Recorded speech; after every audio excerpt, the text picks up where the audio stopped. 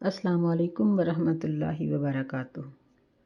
نحمدہ ونصلی علی رسولہ الکریم، اما بعد فاعوذ باللہ من الشیطان الرجیم، بسم اللہ الرحمن الرحیم۔ آج ہم حدیث نمبر 426 پڑھیں گے جو کتاب الجنائز میں سے ہے۔ وعن ام سلمۃ رضی اللہ تعالی عنہا، ام سلمہ رضی اللہ تعالی عنہ سے روایت ہے، قالت، وہ کہتی ہیں، دخل رسول اللہ صلی اللہ علیہ وسلم علی ابی سلمہ، رسول اللہ صلی اللہ علیہ وسلم ابو سلمہ کے پاس داخل ہوئے، یعنی ان کے گھر میں تشریف لائے۔ وقد شق بصرہ، اور اس وقت ان کی نظر پھٹ چکی تھی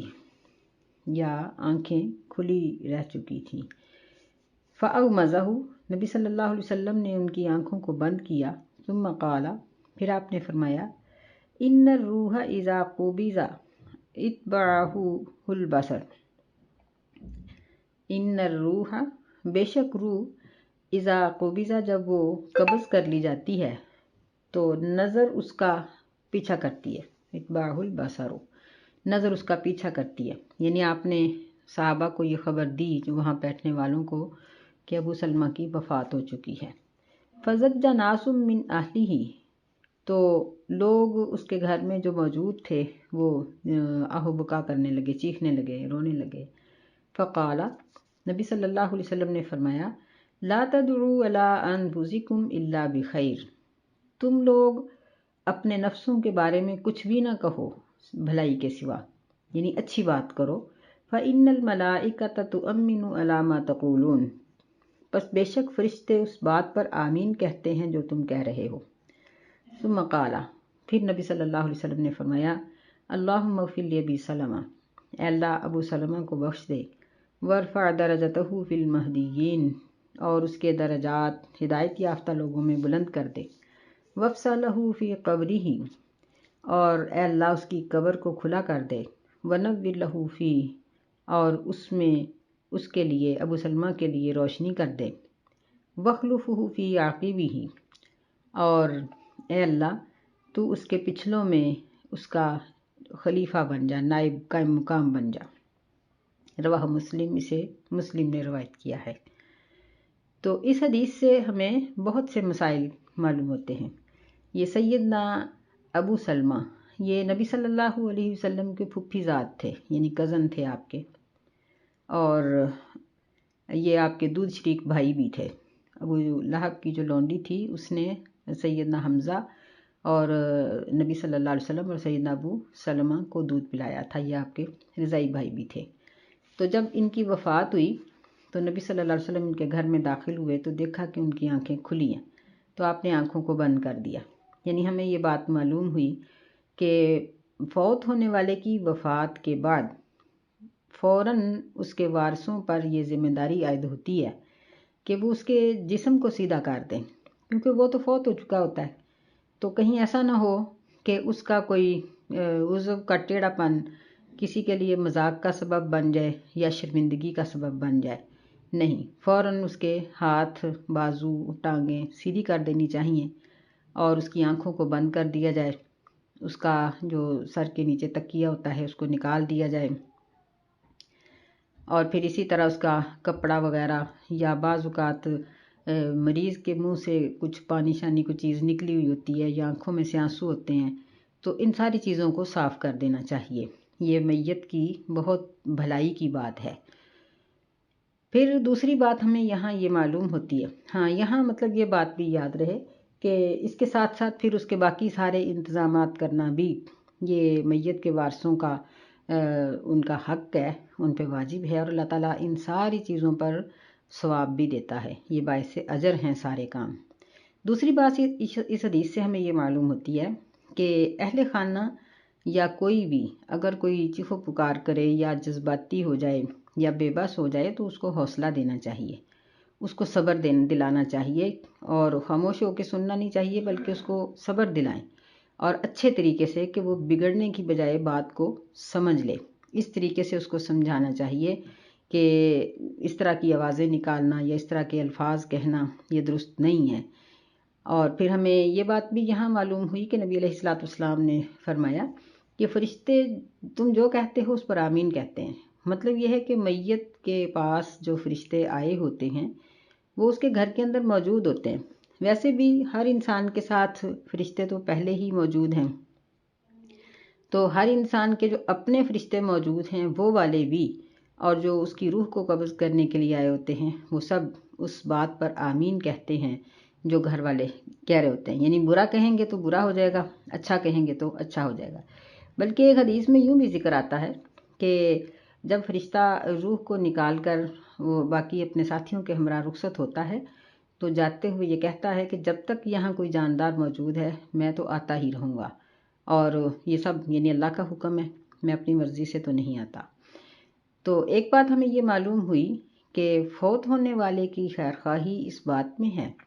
کہ اس کے لیے ایک تو بخشش کی دعا کی جائے، پھر اس کے درجات کی بلندی کے لیے دعا کی جائے، اس کے قبر کے کھلا ہونے کی دعا کی جائے، اور اس میں روشنی کی دعا کی جائے، اور پانچویں دعا کہ اس کے جو پیچھے ہیں اس کے وارث بہن بھائی ہیں یا اولاد ہے یا ماں باپ ہیں تو ان کے لیے اللہ تعالیٰ کی طرف سے سرپرستی کی دعا کی جائے کہ اللہ اب تو ہی ان کا وارث ہے تو اللہ ہی وارث، لیکن اس وقت یہ بات کہہ کر دوسروں کو اور اپنے آپ کو یہ بات یاد کرانا ہوتی ہے کہ اصل وارث تو اللہ ہے اور اللہ تعالیٰ زندہ ہے، اللہ تعالیٰ کو موت نہیں ہے۔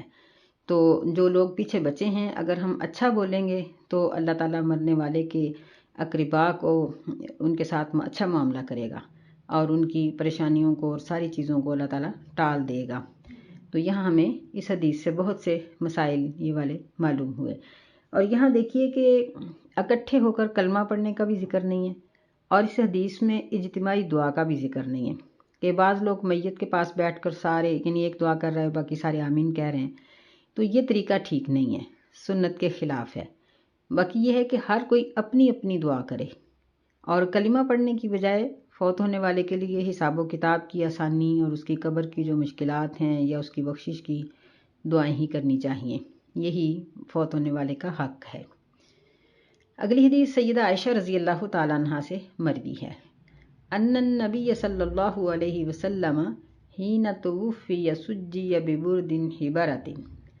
فرماتی ہیں کہ جب نبی صلی اللہ علیہ وسلم فوت ہوئے تو ان کو دھاری دار چادر سے ڈھانپ دیا گیا،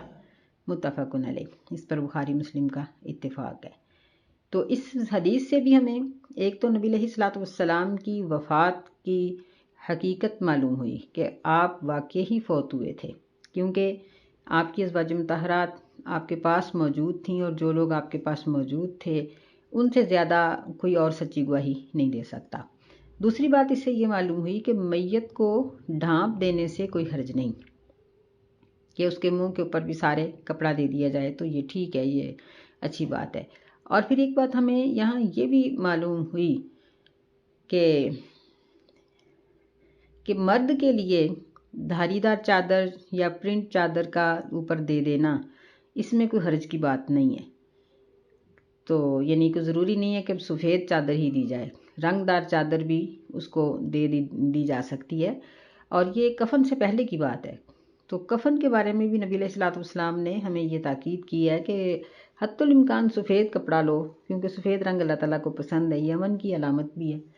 لیکن اگر سفید کپڑا میسر نہ ہو تو پھر اس میں کوئی حرج کی بات نہیں ہے، پھر رنگدار کپڑے سے بھی میت کو کفن وغیرہ دیا جا سکتا ہے۔ وعنہا،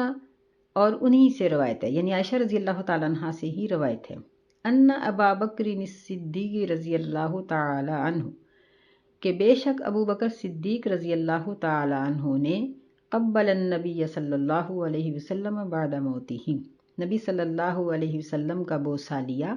آپ کی وفات کے بعد۔ اس کو رواہ بخاری، اسے امام بخاری رحمہ اللہ نے اپنی کتاب میں روایت کیا۔ تو اس حدیث سے ہمیں یہ بات معلوم ہوتی ہے کہ فوت ہونے والے شخص کا بوسہ لیا جا سکتا ہے، لیکن جو محرم ہوتے ہیں، سیدنا ابو بکر رضی اللہ تعالیٰ عنہ کے بارے میں ذکر آتا ہے کہ یہ ہے چونکہ نبی علیہ السلام تو کافی دنوں سے بیمار تھے، اور سیدنا ابو بکر رضی اللہ عنہ کسی غرض سے کسی کام سے مدینہ کے کنارے کی طرف گئے ہوئے تھے۔ مدینہ ان دنوں بہت چھوٹا سا تھا،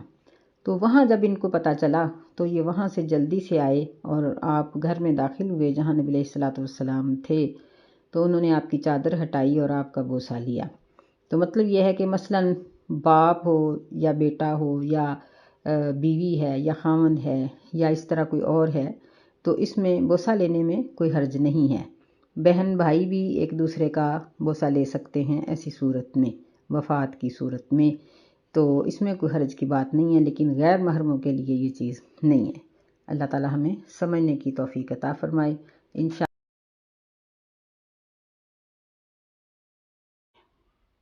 جس کا تعلق کتاب الجنائز سے ہے۔ وعن ابی ہریرہ رضی اللہ تعالیٰ عنہ، سیدنا ابو ہریرہ رضی اللہ تعالیٰ عنہ سے روایت ہے، عن النبی صلی اللہ علیہ وسلم، نبی صلی اللہ علیہ وسلم سے وہ روایت کرتے ہیں، قال، آپ نے فرمایا، نفس المؤمن معلقۃ بدینہ، کہ مومن کی جان اس کے قرض کی وجہ سے لٹکی رہتی ہے، حتی یقضی عنہ، یہاں تک کہ اس کا قرض پورا کیا جائے۔ رواہ احمد، اسے احمد نے روایت کیا ہے اور ترمذی نے وحسنہ، اور اس حدیث کو حسن قرار دیا ہے۔ تو اس حدیث سے ہمیں یہ بات معلوم ہوتی ہے کہ حقوق العباد مرنے کے بعد معاف نہیں ہوتے جب تک کہ جو مستحقین ہیں ان کا حق نہ ادا کر دیا جائے، مظلومین کا حق نہ ادا کر دیا جائے، یا وہ حقدار خود بخود اسے معاف کر دے، یعنی اسے کوئی دھمکی وغیرہ نہ دی جائے بلکہ وہ خود ہی معاف کر دے۔ تیسری صورت اس کی یہ ہے کہ کوئی دوسرا شخص اس کی طرف سے ادا کر دے، یعنی پہلی صورت یہ ہے کہ مرنے والا خود ادا کر کے جائے، دوسری یہ ہے کہ حقدار اس کو معاف کر دے، اور تیسری صورت یہ ہے کہ کوئی دوسرا شخص اس کی طرف سے ادا کر دے، یعنی فوت ہونے والے نے خود بھی وہ قرض ادا نہیں کیا اور اس کے بعد اس کا مال بھی اس قدر نہیں ہے کہ وہ قرض ادا کیا جائے،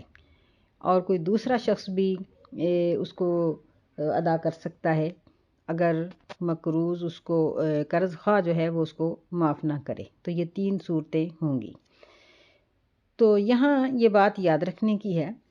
کہ یہاں قرض کا ذکر کیا گیا ہے، کیونکہ زیادہ تر قرض ہی ایک ایسی چیز ہے جو ہم لے بھی سکتے ہیں اور واپس بھی دے سکتے ہیں، جبکہ باقی جو جتنے ظلم ہوتے ہیں وہ سب ان کی تو صرف معافی ہی ہو سکتی ہے، ان کے لینے دینے کا مسئلہ نہیں ہوتا۔ تو اگر ایک شخص قرض اس نے جو لیا ہوا ہے اور وہ اس کو ادا نہیں کر سکا اور اس کا مال بھی اس قرض کو ادا نہیں کر سکا، قرض خواہ نے اس کو معاف بھی نہیں کیا، کسی دوسرے شخص نے بھی اس کا قرض اپنے ذمے نہیں لیا،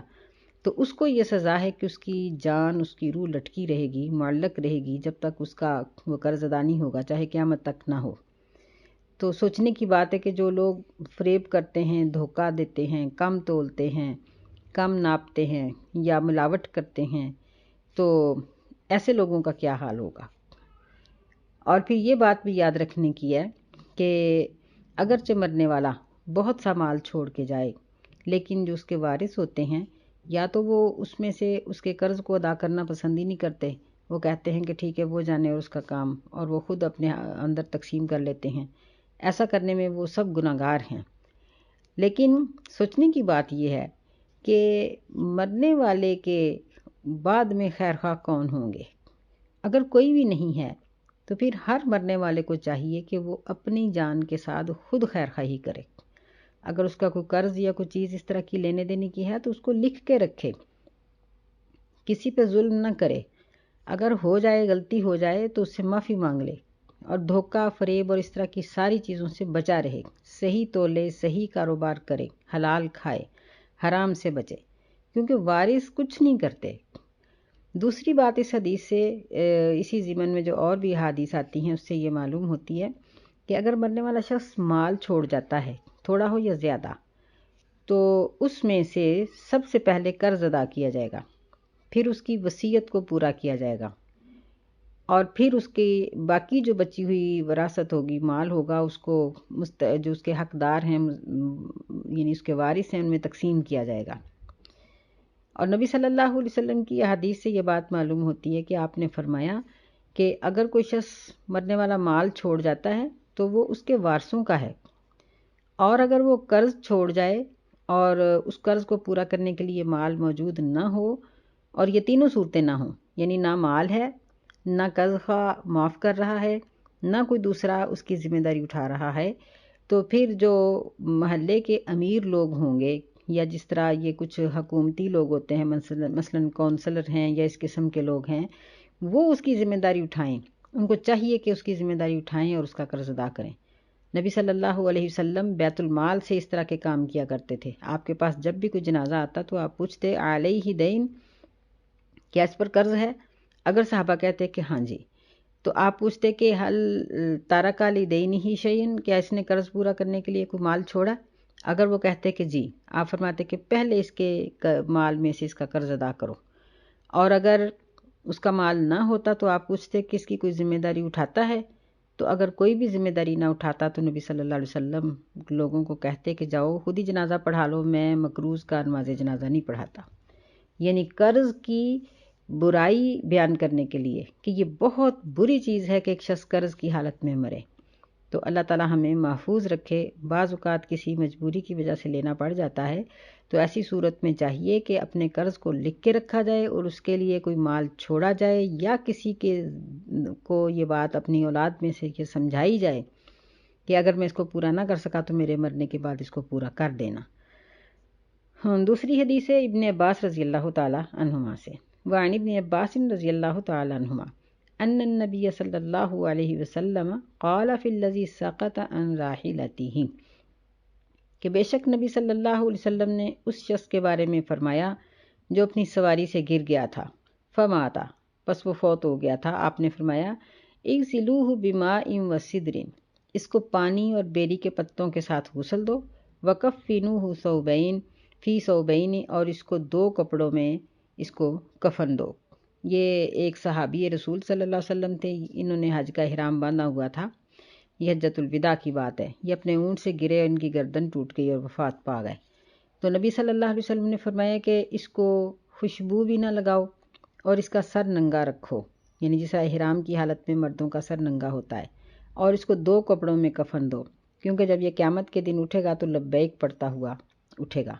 یعنی اس سے معلوم ہوتا ہے کہ جس بھی حالت میں کوئی فوت ہوتا ہے قیامت والے دن اسی حالت میں اٹھے گا۔ تو یہ بھی معلوم ہوا کہ دوران حج اگر کوئی احرام کی حالت میں فوت ہو جائے تو اس کو خوشبو وغیرہ نہیں لگانی چاہیے کہ وہ قیامت والے دن پھر تلبیہ پڑھتا ہوا ہی اٹھے گا۔ تو غور کیجئے کہ اگر کوئی گالیاں نکالتے ہوئے، فلم دیکھتے ہوئے، گانا گاتے ہوئے، موسیقی سنتے ہوئے، یا کوئی اور حرام کاری کرتے ہوئے، غلط کھاتے پیتے ہوئے مر جائے، تو وہ قیامت والے دن جب اسی حالت میں اٹھے گا تو اس کا کیا حال ہوگا۔ اللہ تعالی ہمیں ان تمام بری حالتوں سے محفوظ رکھے۔ تو اس میں بیری کے پتوں کا استعمال کا ذکر ہے، چونکہ اس زمانے میں صابن نہیں ہوتے تھے، اس لیے اس کے پتوں کو 3 طرح سے استعمال کیا جاتا تھا۔ ایک تو یہ تھا کہ اس میں تھوڑا سا پانی ڈال کے، برتن میں پتے ڈال کے، پانی ڈال کے ان کو اس قدر ہلایا جاتا کہ پانی کے اوپر جھاگ بن جاتی، پھر وہ پانی میت کے جسم پر مل کے اوپر سے صاف پانی بہا دیا جاتا، یعنی اس سے نا میل کچیل دور ہو جاتی ہے، جسم نرم رہتا ہے۔ دوسرا طریقہ یہ ہے کہ ان پتوں کو پانی میں خوب ابال لیں، تو یہ بھی ٹھیک ہے جس طرح آج کل اکثر کیا جاتا ہے۔ تیسرا طریقہ اس کا یہ بھی بیان کیا جاتا ہے کہ پتوں کو جلا کر صابن کی جگہ وہ راکھ اس کے جسم پہ مل کے پھر اس کو نہلا دیا جائے۔ تو یہ تینوں طریقے ہی ٹھیک ہیں۔ آج کل صابن استعمال ہوتا ہے وہ بھی ٹھیک ہے، اور لیکن یہ ہے کہ ان پتوں کو سنت کے طور پر اب بھی استعمال کیا جاتا ہے اور کرنا چاہیے۔ تو اس حدیث سے بہت سے مسائل ہمیں معلوم ہو جاتے ہیں۔ پہلا یہ ہے کہ عرفات میں سواری پر جانا جائز ہے، اونٹ بھی سواری کے لیے استعمال کیا جا سکتا ہے۔ تیسرا مسئلہ یہ معلوم ہوا کہ اگر کوئی حالت احرام میں فوت ہو جائے تو اس کو پانی اور بیری کے پتوں سے ہی غسل دیا جائے گا، خوشبودار صابن نہیں لگایا جائے گا، نہ خوشبو۔ چوتھا مسئلہ یہ ہے کہ اس کو اس کے احرام کے کپڑوں میں ہی دفن کیا جائے گا، نیا کپڑا خریدنے کی ضرورت نہیں ہے، اور اس کو خوشبو بھی نہیں لگائی جائے گی، سر بھی اس کا ننگا رکھا جائے گا۔ تو اس طرح اس حدیث سے ہمیں یہ بہت سے مسئلے جو تھے وہ معلوم ہو گئے۔ اس سے اگلی حدیث سیدہ عائشہ رضی اللہ تعالی عنہا سے ہے، کہتی ہیں وعن عائشہ رضی اللہ تعالی عنہا قالت، کہتی ہیں لما ارادوا غسل النبی صلی اللہ علیہ وسلم جب صحابہ کرام نے نبی صلی اللہ علیہ وسلم کو وفات کے بعد غسل دینے کا ارادہ کیا، قالو تو صحابہ کہنے لگے، واللہ ما ندری نجرد رسول اللہ صلی اللہ علیہ وسلم کما نجرد موتانا ام لا، کہ ہم نہیں جانتے کہ ہم نبی صلی اللہ علیہ وسلم کے جسم اطہر کو ننگا کر دیں اپنے مردوں کے ننگا کرنے کی طرح، کما نجرد موتانا، جس طرح ہم اپنے مردوں کا جسم ننگا کر دیتے ہیں نہلانے کے لیے، یا ہم ایسا نہ کریں۔ یہ ایک لمبی حدیث ہے، رواہ احمد، جسے احمد اور ابو داؤد نے روایت کیا ہے۔ تو اس میں یہ ہے کہ جب صحابہ کرام نے یہ بات کی تو سیرت کی کتابوں میں لکھا ہے کہ صحابہ اس بات پر پھر بہت روئے کہ اب کس سے پوچھیں، تو ان کے اوپر روتے روتے غنودگی سی طاری ہوئی، اور ایک یعنی کسی طرف سے یہ آواز آئی کہ نبی علیہ السلام کے کپڑوں کو نہ اتارا جائے اور ایسے ہی غسل دیا جائے۔ تو معلوم ہوتا ہے کہ اس سے پہلے باقی لوگ جو تھے ان کے لباس اتار کر ان کا سطر ڈھانپ دیا جاتا تھا۔ تو مرد کا سطر ہوتا ہے پیٹ سے لے کر گھٹنوں تک، اتنا سا کپڑا اوپر ڈال کے، باقی مرد کا جسم ننگا بھی ہو تو غسل دے دیا جاتا ہے، لیکن عورت کا جسم کندھوں سے لے کر یعنی پورا جسم پیروں تک یہ موٹی چادر سے ڈھانپ دینا چاہیے۔ بعض اوقات سفید کپڑا ڈالا جائے تو جسم اندر سے پانی کی کپڑے کے گیلا ہونے کی وجہ سے نظر آتا ہے، تو ایسا کوئی کپڑا رنگدار ڈالا جائے کہ جس سے جسم کی بناوٹ نظر نہ آئے۔ اور جو غسل دینے والی خواتین ہوں ان کو بھی چاہیے کہ وہ اپنے ہاتھوں پر کپڑا چڑھا کر پھر غسل دیں، کہ یعنی ہمارا ننگا ہاتھ جسم میت کے جسم سے ٹچ نہ کرے، کیونکہ میت کا اسی طرح احترام ہوتا ہے جس طرح زندہ کا احترام ہے۔ تو جس طرح ہم زندہ شخص کی زندہ اگر ہماری کوئی ہو عزیز تو ہم اس کے جسم اور اس کے ننگا ہونے کا احترام کرتے ہیں، اس کو ننگے پن میں نہیں دیکھتے، تو میت کو بھی نہیں دیکھنا چاہیے اور سطر کا پورا پورا انتظام کرنا چاہیے۔ اللہ تعالی ہمیں ہر کام کو سنت کے مطابق کرنے کی توفیق عطا فرمائے۔ انشاءاللہ اسے اگلی حدیث میں میت کے غسل کا طریقہ بھی آ جائے گا۔ السلام علیکم ورحمۃ اللہ وبرکاتہ۔